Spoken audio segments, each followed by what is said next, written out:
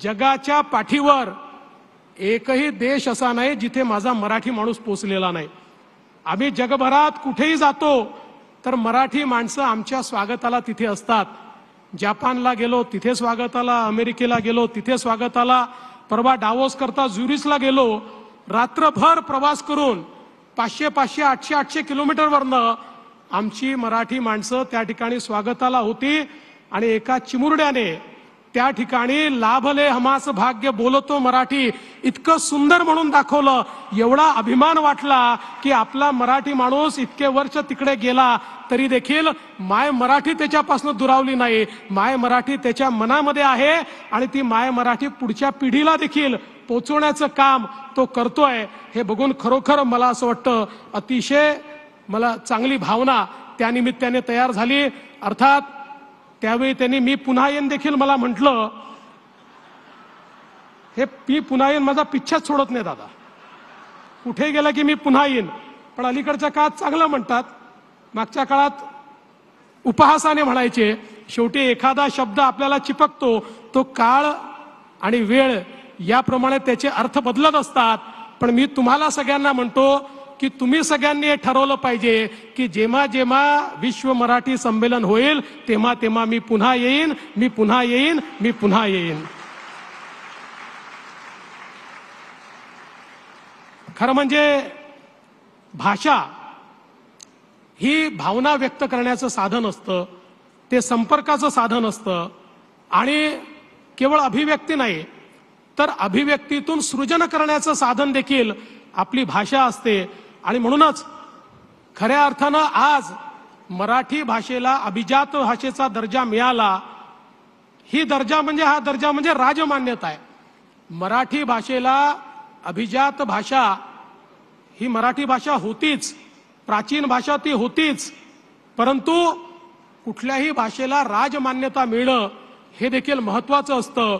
आपल्याला कल्पना आहे की ज्या काळामध्ये मोगलांनी या देशाची राजभाषा फारसी केली होती त्या काळामध्ये छत्रपती शिवरायांनी आज्ञापत्र काढलं आणि या मराठी मुलकाची आणि आपल्या साम्राज्याची स्वराज्याची भाषा ही मराठी भाषा केली। त्यामुळे मराठी भाषेला राजमान्यता देण्याची सुरुवात या ठिकाणी खऱ्या अर्थानं कोणी केली असेल तर ती छत्रपती शिवरायांनी केली। आणि म्हणूनच मला असं वाटतं की आज आपली ही जी मराठी आहे ही मराठी याची पाळमुळं खोलवर गेलेली पाळमुळं आहेत। सह्याद्रीच्या कडेपठारावरची मराठी आहे, कृष्णा भीमा गोदावरी वैनगंगा तापीच्या तीरावरची आमची मराठी आहे, सातपुड्याची आमची मराठी आहे, चंद्रपूर गडचिरोली सारख्या आमच्या आदिवासी भागातली मराठी आहे, अजिंठा वेरूळच्या लेण्यातली आमची मराठी आहे, किंवा 720 किलोमीटरचा आमचा जो समुद्र किनारा आहे या समुद्र किनाऱ्यावरची आमची मराठी आहे। खरं म्हणजे आमची ही जी मराठी आहे ही मराठी काही किलोमीटरवर बदलते पण प्रत्येक ठिकाणी त्याची जी गोडी आहे ती गोडी अवीट आहे। त्याची गोडी जी आहे ती वाढतच जाते। किंबहुना अनेक वेळा मराठीच्या ज्या बोली भाषा आहेत किंवा वेगवेगळे जे प्रकार तयार झालेले आहेत त्यातलं जे साहित्य आहे, त्यातली जी गोडी आहे, त्यातलं जे काव्य आहे हे देखील मला असं वाटतं अतिशय वेगळं आणि अतिशय मनाला भावणारं अशा प्रकारचं हे काव्य आपल्याला त्या ठिकाणी निश्चितपणे पाहायला मिळतं। आणि म्हणूनच आपल्या सगळ्यांना या गोष्टीचा अभिमान आहे की आपला जो हा मराठी मुलूक आहे ज्याचा उल्लेख मगाशी अजितदादांनी देखील केला, मराठी माणूस हा कधी स्वार्थी राहिला नाही।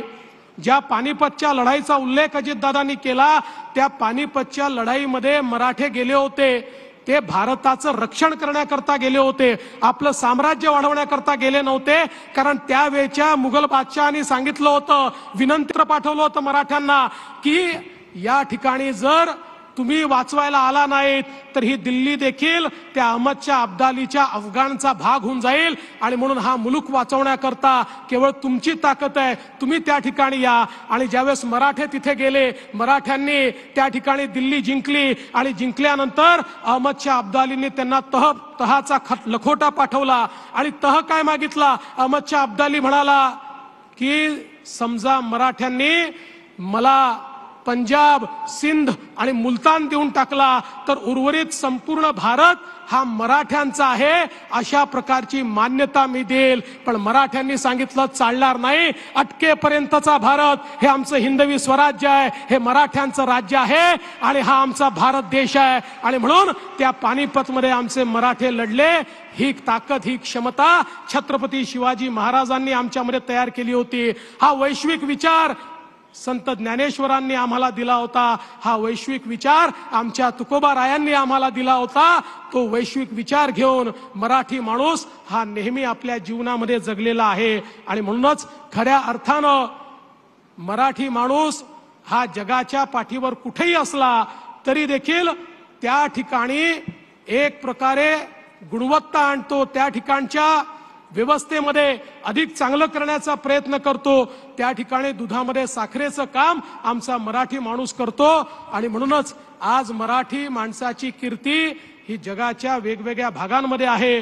दादांनी देखील त्यातली काही चांगली नावं सांगितली, शिंदे साहेबांनी देखील त्यातली अनेक नावं या ठिकाणी आपल्याला सांगितली। आणि म्हणून आपण नेहमी म्हणतो संत ज्ञानेश्वरांची विश्वात्मक मराठी असेल, तुकोबारायांचे अभंग ज्यांनी मराठीच्या माध्यमातनं सामान्य माणसाला जगण्याचा मंत्र दिला, संत चोखामळ्यांचा सामाजिक समतेचा नारा देणारी मराठी असेल, किंवा संत नामदेव, एकनाथ महाराज, जनाबाई, बहिणाबाई यांच्या रचनातून सामान्य माणसाला जगण्याचा जो मिळालेला अधिकार आहे, या सगळ्या गोष्टी आपल्यापर्यंत पोहोचू शकल्या कारण माय मराठी ही आपल्या सगळ्यांच्या मध्ये एक दुवा म्हणून त्या ठिकाणी काम करत होती।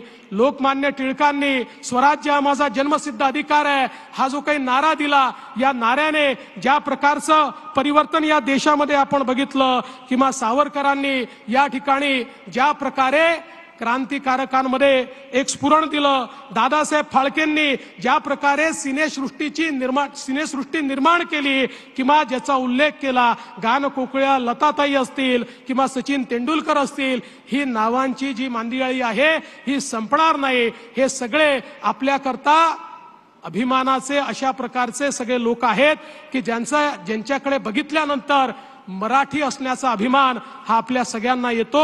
आणि म्हणून मला असं वाटतं की हीच जी परंपरा आहे मराठीची, ही पुढे नेण्याकरता या विश्व मराठी संमेलनाच्या माध्यमातून जगभरातल्या मराठी माणसाला केवळ आपण साथ घालत नाही आहोत, तर त्या मराठी माणसाला मराठी जगवायची आहे, मराठी टिकवायची आहे, मराठी समृद्ध करायची आहे, अशा प्रकारची साथ देखील या माध्यमातून आपण घालतो।